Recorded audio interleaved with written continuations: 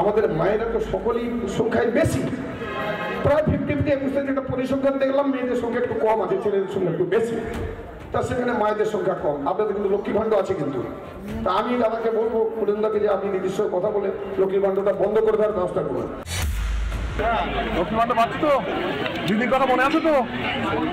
পঞ্চায়েত নির্বাচন কিন্তু সামনে, খেয়াল রেখো কিন্তু, বলতে হয় না যেন, আর একটা লোকের যেন বাকি না থাকে। বিজেপির দিছে ওইরকমই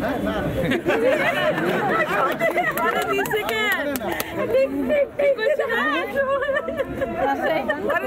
10% বাকি আছে, 10% বাকি আছে। পরের বার দিক, তারপরে পরের বার আমাদের দিক, তারপরে সবাই তো বিজেপি না, মূলত আছে আছে তো, ওই জন্য 90% আমরা ভোট দেবো না, আমরা পঞ্চায়েতে ভোট দেবো না, ওই জন্য আমরা পঞ্চায়েতে ভোট দেবো না তৃণমূল রে। তারপর দেখি কি করে পঞ্চায়েত দাঁড় করায় তৃণমূলরা, কিছুই হইব না, কিছু তাহলে আমাদের কিছুই হবে না, চাউলও পাইবা না, তাহলে আমাদের কিছু হবে না। দেখেন লক্ষ্মীর ভান্ডার পাইবা না, কন্যাশ্রী পাইবা না, স্বাস্থ্য সাথী পাইবা না, তখন কিছুই পাইবা না।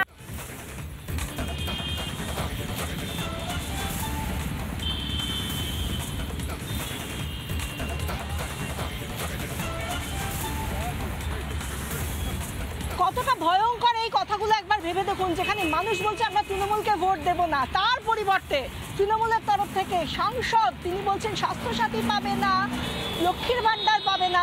এইরকম ভাবে বলার সাহসটা থাকে এদের, তার কারণ তাদেরকে যারা ভোটে এনেছে তাদেরকে পরিবর্তে কি দিয়েছে, না দিয়েছে চাকরি, না দিয়েছে কোনো কর্মসংস্থান, কিচ্ছু না, শুধুমাত্র শোষণ করা হয়েছে।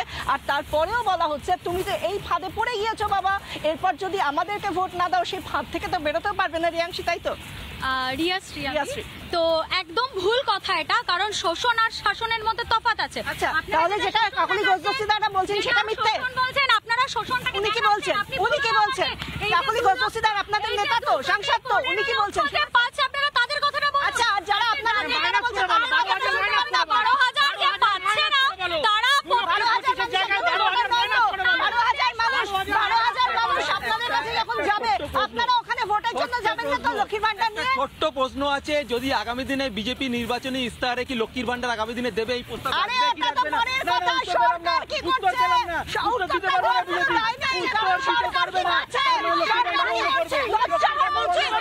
ভাতায় বিশ্বাসীরা অথচ ভাতা, আরে ঠিক আছে, আরে ভাতার কথা বলবেন না, এটা সরকারের দেওয়া মানুষের অধিকার, মানুষের অধিকার কেন দিচ্ছে সরকার?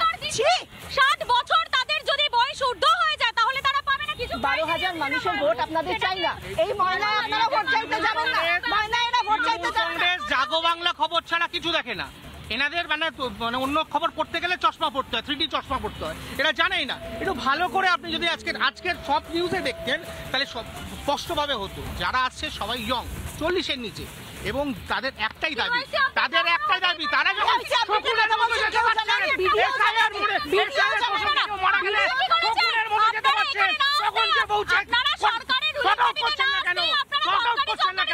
প্রথমত আমি একটা কথা বলি, দেখুন এরা বিজেপি করা মানে আপনি লক্ষ্মীর ভাণ্ডার পাবেন না, বিজেপি করা মানে আপনি রাজ্য সরকারের কোনো প্রকল্প পাবেন না, বিজেপি করা মানে আপনি রাজ্য সরকার থেকে বাড়ি পাবেন না।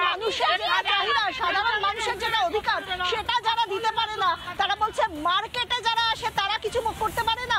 এবং এই জায়গায় শুধুমাত্র লক্ষ্মীর ভাণ্ডার থেকে বঞ্চনাই তো নয়, যে কোনো কাজে যদি আপনি সঠিক পথে যাওয়ার চেষ্টা করেন তাহলে আপনার জন্য কি থাকে, হুমকি, ধমকানি, চমকানি। সেটাই এসআইআর এর ক্ষেত্রেও দেখা যাচ্ছে। বিএলওরা কাজ করতে যাবেন কি, তাদেরকে তো প্রথম থেকেই ধমকানি চমকানি দিয়ে রেখে দিয়েছেন খোদ মুখ্যমন্ত্রী এবং অন্যান্য তৃণমূল নেতারা। এবং হুমায়ুন কবির, ভরতপুরের তৃণমূল বিধায়ক, এই কথাটাই বলেছেন। তিনি এখনো কিন্তু তৃণমূলেই আছেন। তিনি বলছেন যে শকুনের রাজনীতি করছে তৃণমূল। শুনুন। বুথ লেভেল অফিসার, তার ঘরে কটা মাথা আছে? তৃণমূলের 10টা ক্যাডার যদি বলে আপনাকে কারো বাড়ি যেতে হবে, এখানে বেঞ্চে বসেন, লোকের বাড়ি খোঁজার থেকে এখানে বসে ক্যাডারদের হাতে ফর্ম দিয়ে দিই। কিন্তু এবারে ভয় দেখিয়ে বা এই সমস্ত জোর জুলুম করে সুবিধাজনক অবস্থায় কেউ থাকবে না। ভাগাড়ে শকুন যেমন গরু খুঁজে বেড়ায়, নেমে পড়ে। কে কার মৃত্যু হচ্ছে, কে গলায় দড়ি দিয়ে মরছে টাকার দিনার দায়ে, সেই বাড়িতে চলে যাচ্ছি নমস্কার করতে, প্রণাম করতে।